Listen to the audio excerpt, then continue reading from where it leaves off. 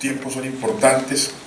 Vamos a darle inicio, vamos a comenzar con las otras personas que también van a hacer comentarios del libro, que se han tomado el trabajo de hacer el ejercicio de leerlo con cuidado, para hoy comentar un poco lo que ha sido este libro construido por Marcelino Cárdenas Banega, un hombre joven, campesino, como la mayor parte de la generación colombiana de esa época que le tocó vivir, un hombre que se atrevió desde sus escasos conocimientos académicos a construir un libro a partir de su propio pensamiento y de su propio sentir. Ariel Charri, él hará el comentario más específico de este libro, está más ligado nosotros al análisis político del conflicto. Ariel, por favor.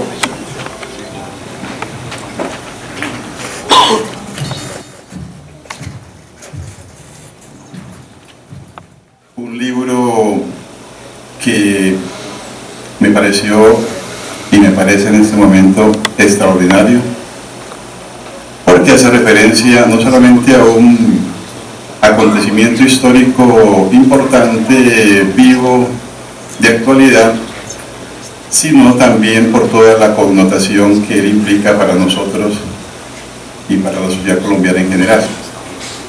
Marcelino Guerrillero a la fuerza, la historia de todo un pueblo.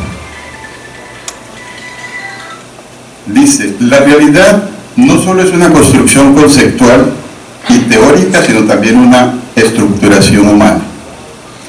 La experiencia histórica antecede al discurso, a la teoría, y este último hace de aquella una disciplina o ciencia, en tanto sistematización de saberes. Pero la expresión literaria en su origen precede a la ciencia. Posteriormente, la una y la otra coexistirán sin rivalidad alguna. Ahora, si la poesía, si la literatura, si la mitología es anterior a la ciencia, quiere decir que el eros, que la pasión y la imaginación son lo primigenio. Es al filósofo Anaximandro a quien se atribuye el primer libro en prosa, género a partir del cual se elabora el discurso filosófico y científico. La ciencia desde su nacimiento se caracteriza por romper sus vínculos con los dioses. Ser imparcial, de alguna manera, se presenta insensible o ajeno a la pasión, pues el logos o la razón es el pilar que la sostiene. Olvidándose, eso sí, de alguna manera, que la razón es pasión y si no, no existiría la ciencia. Marcelino Guerrillero a la fuerza es un escrito de género histórico, narrativo, y por eso mismo allí encontramos emociones, amores y odios, sueños, violencia, envidia e imaginarios. Esto conjugado al mismo tiempo con la referencia a hechos acaecidos, hechos históricos y concretos que estigmatizan de manera indeleble la vida de millones de personas, de todo un pueblo, de toda una nación, Colombia. Marcelino Guerrillero a la fuerza nos narra la vida de un niño campesino y su familia llena de avatares. Se trata de una síntesis espléndida de la historia de un país que se resiste a toda posibilidad de cambio y que como fenómeno que es, en este caso de tipo social, quiere una explicación del desenvolvimiento de los hechos. Ciertamente la ciencia como la narración histórica buscará una respuesta causal, donde la segunda no tiene pretensión de demostrar, sino solo mostrar, relatar los hechos. No llega la posibilidad subjetiva de la individualidad, pero en este caso particular hay un llamado a la reflexión para que por lo menos se ilumine el entendimiento y se entienda que la racionalidad no siempre responde a una lógica, a una forma de... Se ilumine el entendimiento y se entienda que la racionalidad siempre responde a una lógica, a una forma de pensar dominante. Leer el libro de Marcelino no deja de transportarme a la literatura universal europea del siglo XIX. Víctor Hugo, por ejemplo, en su inmortal obra Los Miserables, allí describe meticulosamente la vida diaria de los desposeídos, sometidos a todo tipo de abusos, indignidad e injusticia. Y el mismo autor en vida hará carrera política en cuyos discursos habla contra el trabajo de los niños, contra la miseria, contra la educación religiosa a favor de la educación laica y gratuita, habla sobre la condición femenina, aboga por el derecho al voto universal, habla sobre la paz. Marcelino, guerrillero a la fuerza, es un libro narrado en primera persona que habla de la épica de nuestra historia y de la épica histórica de nuestro país. No puedo dejar escapar un elemento especial, y es que el libro de Marcelino, en medio de tantas tragedias como si de una maldición se tratara, no deja por fuera lo inverosímil de los hechos y la picardía chispeante de algunos personajes. En especial de Majin Buu, ese hombre, comillas, obeso y de complexión fuerte, de unos 40 y tantos años, moreno, de pelo crespo. Majin Buu vestía siempre con pantaloneta de color naranja, camiseta blanca y chancletas. Lo más paradójico de este pintoresco personaje era su religiosidad, que se distanciaba mucho de su comportamiento, negocios y trampas cotidianas. Cierro comillas. Este hombre que compartió la cárcel con Marcelino oraba por todos sus codeudores y rogaba a Dios que les llegara platica, para que su negocio gota a gota siempre fuera próspero. Le hacía competencia en lo ingenioso el otro preso Osvaldo Ojeda Escobar, el brujo, el rebuscador, que con sus letanías y conjuros curaba mal de amores. Se trata de una comedia en medio de la tragedia. Marcelino no quiere que los servicios profesionales, no requiere los servicios profesionales de su amigo Ojeda. Su amor es grande por Tatiana, su esposa, y por sus dos hijas y su hijo. Son ellos ahora motor y sentido de su vida, así como la fuerza que se encargará de encajar los hechos que le permitirán recuperar su libertad. Finalmente, hablar de paz es muy difícil si no se cambia la lógica de pensar. Y no basta con un discurso para cambiar dicha lógica. No basta con leyes y una extensa normatividad consignada en el papel, petrificada en letra muerta. Hace falta mucho más que eso. Hace falta acabar en la nación colombiana con aquella existencia y con aquella vida movida por la subsistencia.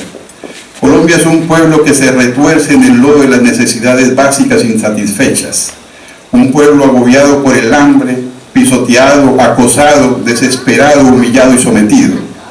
Un pueblo al que los que manejan la maquinaria del poder solo le han dejado el instinto de conservación y las pasiones más bajas como medio para sobrevivir. Porque finalmente los necesitan vivos para que su avasallador trabajo les produzca a las élites buenos dividendos. Nos encontramos en una especie de siglo XIX europeo, pero lo más trágico es que no se ve una luz clara en el horizonte. Firmar la paz tal vez sea el primer paso, pero estaría casi todo por hacerse. Como bien dice Marcelino, es necesario que se diga la verdad de parte y parte, que el gobierno de La Habana sea transparente en su modelo económico y en los hilos que mueven el terrorismo de Estado. Es imprescindible que se digan cuáles son los megaproyectos que se tienen en mente y que se evalúe críticamente para proteger el medio ambiente y beneficiar a toda la población colombiana. Si los diálogos no tienen como propósito central la justicia a partir de la verdad y la rectitud, entonces estamos condenados a la violencia, a la miseria y a la muerte. Sin embargo, a pesar de todo, confiamos firmemente en que pronto tendremos un nuevo país, una nueva nación y un nuevo mundo para todos, en que pronto todos los muertos de nuestro conflicto armado renacerán como árboles de vida, a semejanza de Marcelino Padre, para ofrecernos el país que todos nos merecemos. Muchísimas gracias.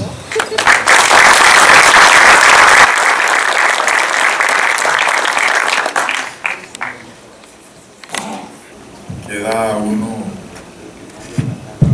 sin poco que decir después de escuchar el análisis que hace Ariel del libro de Marcelino, que demuestra que la obra que escribió Marcelino es una obra importante, de mucha valía, de mucho significado para la historia de Colombia. Yo invito esta noche a Jairo Narváez, que también ha leído el libro y tiene un comentario sobre el tema de Marcelino, va a comentar sobre este libro. Jairo. Definitivamente este libro da para muchos comentarios, pero me voy a centrar en 4 aspectos básicos. El primer aspecto es la degradación en el que se convirtió el conflicto colombiano. Desgraciadamente, Marcelino es una muestra de esa degradación. Como hoy en día nuestros niños, en lugar de estar jugando con un balón, en lugar de estar asistiendo a una escuela, están arriesgando sus vidas en medio de un conflicto sin entendimiento. Sin entendimiento, porque voy a tocar otro aspecto de la visión que tomo del respectivo libro, y es esa guerra fratricida en la que se encuentra Colombia. Y es claro ahí en el escrito del libro lo que decía el doctor Ariel, cómo la hermana de Marcelino, siendo guerrillera, se casa con un soldado que es tomado en cautiverio, y cómo luego también dos hermanos de Marcelino se convierten en soldados profesionales, y cómo un bando trata de acabar con el otro bando, y definitivamente eso nos lleva a la conclusión de que estamos en una guerra entre hermanos, en que después de semejante batalla, al pasar el sol de la batalla, llegamos a un punto, y es el punto que somos una sola familia y que nos estamos enfrentando sin una causa justa, sin unos motivos certeros, sino simplemente porque la cotidianidad de unas circunstancias nos llevaron allá, como las que llevaron a Marcelino. Otro aspecto que quiero denotar muy claramente en mi comentario es la particularidad del libro. El libro está escrito por su protagonista y nos lleva a nosotros a concluir que definitivamente somos ligeros al juzgar. Cuando nosotros nos hablan de un guerrillero, pensamos en un delincuente. Cuando nos hablan de una persona que hizo algo terrible, rápidamente emitimos juicios. Pero cuando nosotros conocemos las causas de esas personas por las cuales llegaron allá, ya nuestros juicios son más racionales, no son tan bruscos.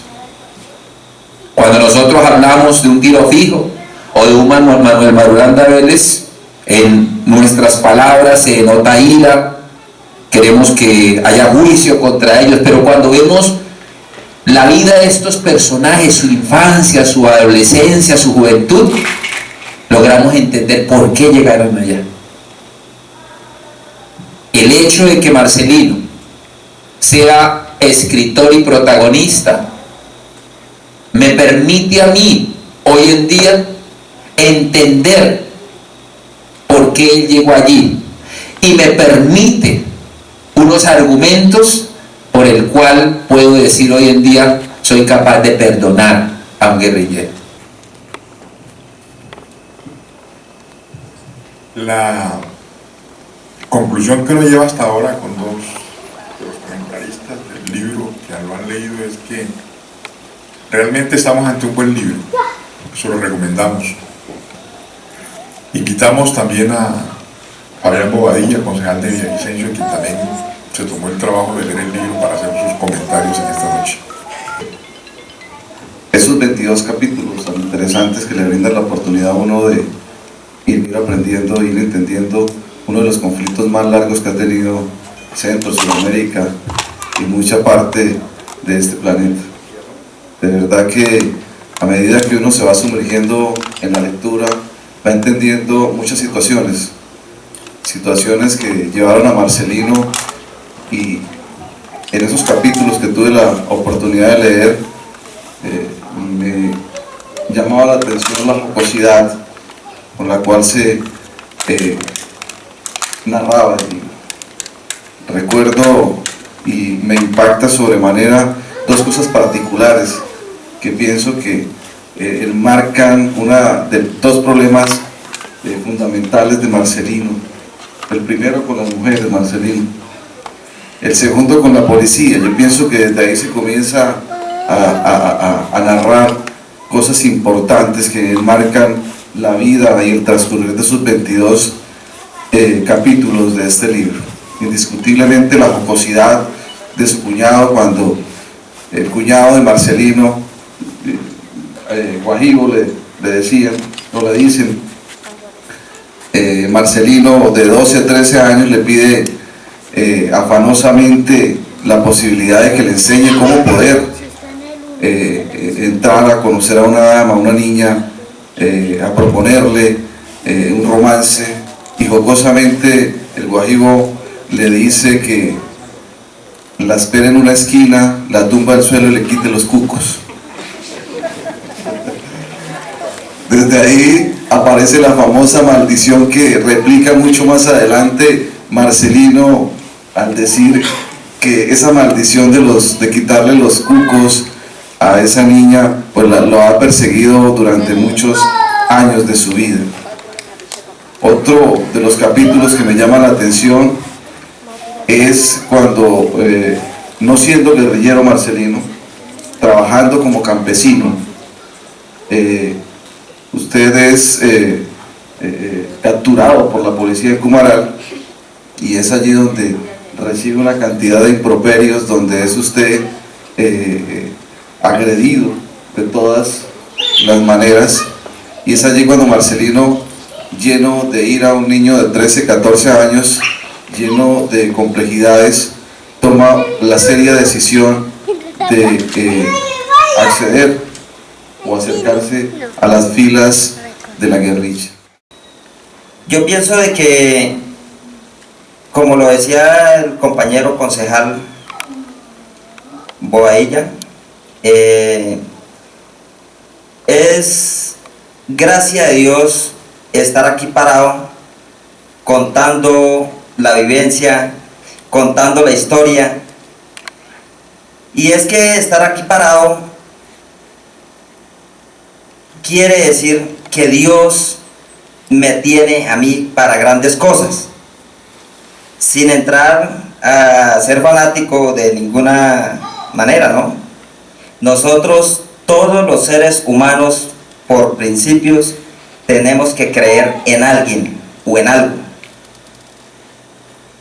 Mucha gente dice, no, yo soy ateo, yo creo es en yo mismo, ¿cierto? No, mentiras. Cuando está apretado en una circunstancia, nombra a alguien, así sea la mamá, pero se acuerda de alguien. Entonces nosotros los seres humanos siempre creemos en algo.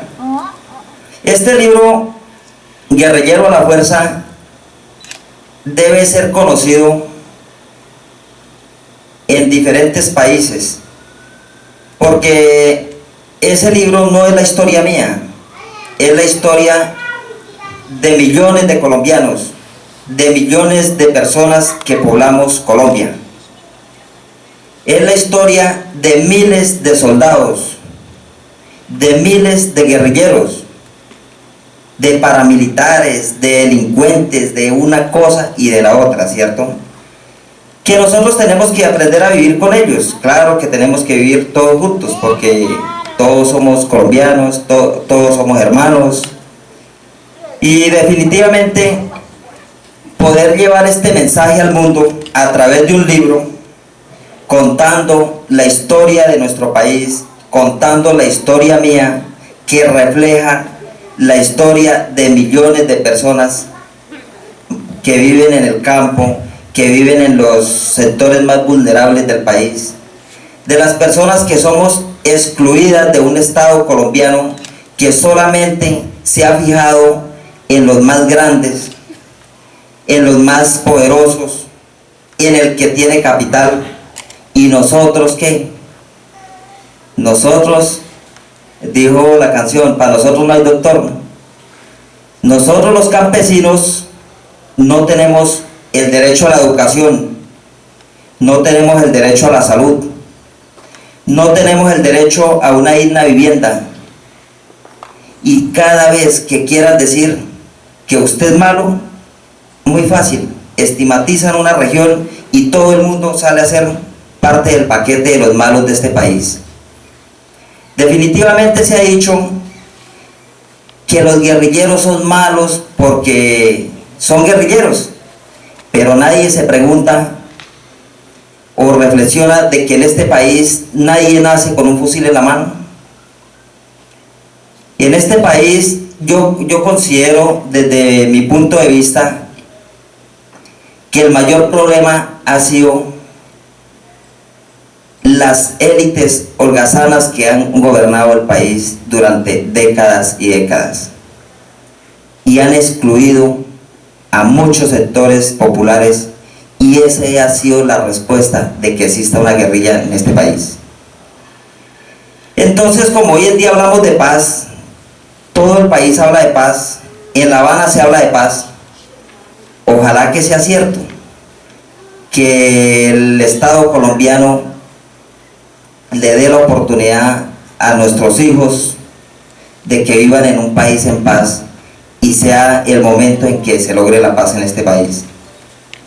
No quiero quitarles más tiempo, definitivamente, vuelvo y les digo, gracias a Dios estoy aquí parado y gracias a la cámara de Carlos Chamorro, que fue la persona clave para que esta historia se contara el día de hoy. Y en su momento le dio la vuelta al mundo, gracias a Carlos Chamorro, un hombre el cual por medio de su trabajo periodístico que desempeñaba, dio conmigo, y él fue una de las personas que impidió que en ese momento yo fuera rematado por las fuerzas militares. Entonces, les agradezco muchísimo. Hoy traje unos libros. Las personas que no tienen el libro, con mucho gusto se lo voy a obsequiar ahí en la salida.